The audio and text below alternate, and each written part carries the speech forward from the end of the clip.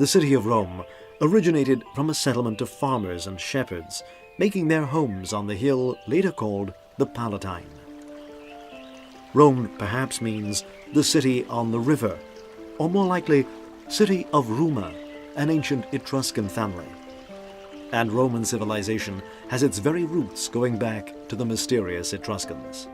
Inhabitants of Etruria, an ancient region comprising Latium, Umbria and Tuscany, the Etruscans were a practical and industrious people, capable of exploiting the soil's fertility and rich metal deposits, as well as a geographical position that favored sea traffic with all the Mediterranean countries.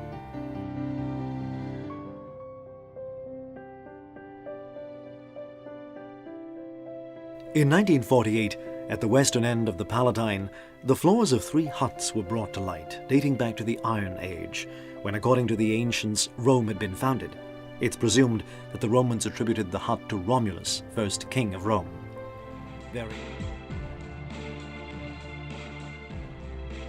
The valley of the Roman Forum extends between the Palatine and Capitoline hills. A marshy area in ancient times, it was reclaimed by the Etruscan king. The road that still crosses the valley of the Forum is called the Via Sacra. State processions would travel over this road, which led to the Capitoline Hill.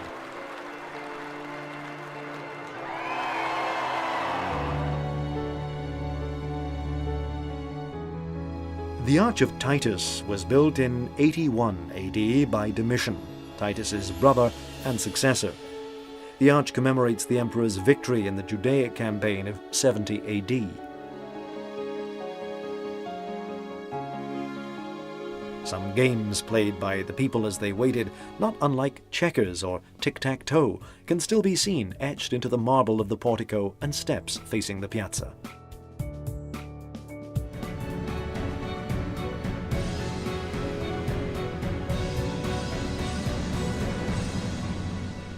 Tradition has it that the Curia building was founded even before Etruscan domination by Tullius Hostilius, the third of Rome's legendary kings. It was here that the Senate met to deliberate. Inside, 2 bas-reliefs are now displayed. Called the Plutae of Trajan, they represent. The last of the imperial fora was built by the Emperor Trajan in 107. A grand piazzette was dominated by the enormous Basilica Ulpia, named for the emperor. It was Rome's largest basilica, measuring 70 meters longer than the Basilica of Maxentius. Behind the basilica is the Column of Trajan, the most imposing work of political propaganda art that has come down to us from classical antiquity.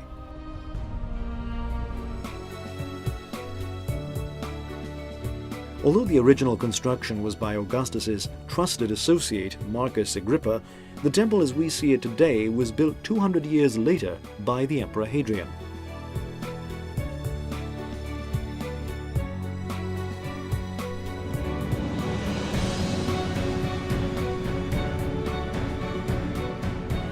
The Arch of Constantine was built to commemorate the Battle of the Milvian Bridge in 312 AD, fought by the Emperor Constantine against his rival Maxentius. Constantine won the battle, and the following year, with the Edict of Milan, proclaimed Rome's freedom of religion.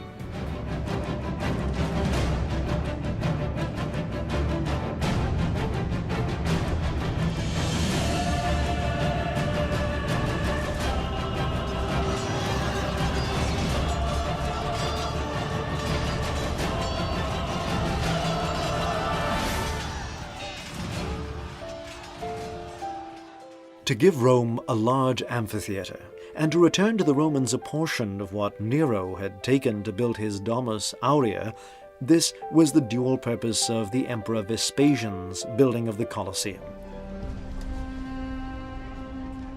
The buildings that best represent and are most typical of imperial period architecture are the bath complexes. These imposing ruins belong to the Baths of Caracalla, inaugurated by that emperor in 212 AD, and famed for their luxury and splendor. More than 1,300 people could be accommodated and refreshed here. The bath's layout consisted mainly of a steam bath area called the Calidarium, a Tepidarium for hot baths, and a Frigidum.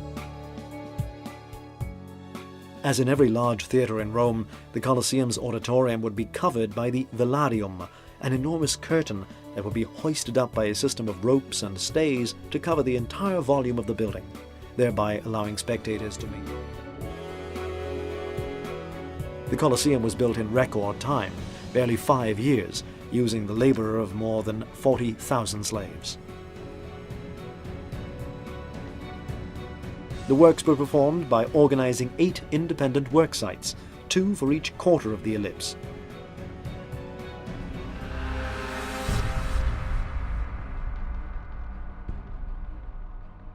The many examples of aqueducts in the Roman countryside and inside the modern city display an admirable combination of formal elegance and technical function.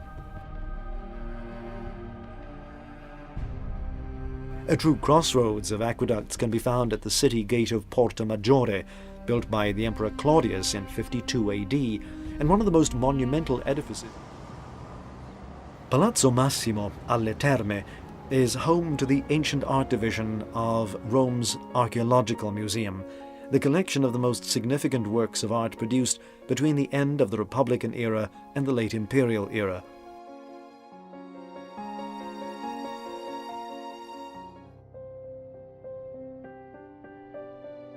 The Capitoline Museum was Rome's first public collection of ancient sculptures.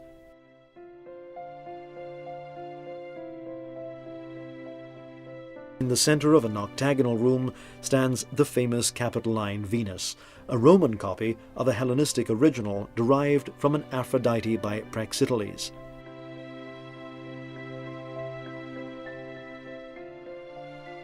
Another of the museum's most famous pieces is the Dying Gaul, a replica of a bronze statue given to the temple.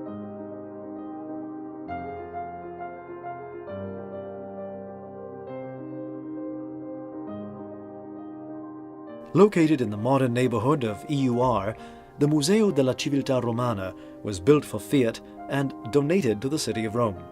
Inaugurated in 1955, the museum covers an area of 12,000 square meters and may be considered the ideal reference point for any tourism or cultural itinerary in archaeological Rome, affording visitors instructive comparisons between Rome today and as it was in antiquity.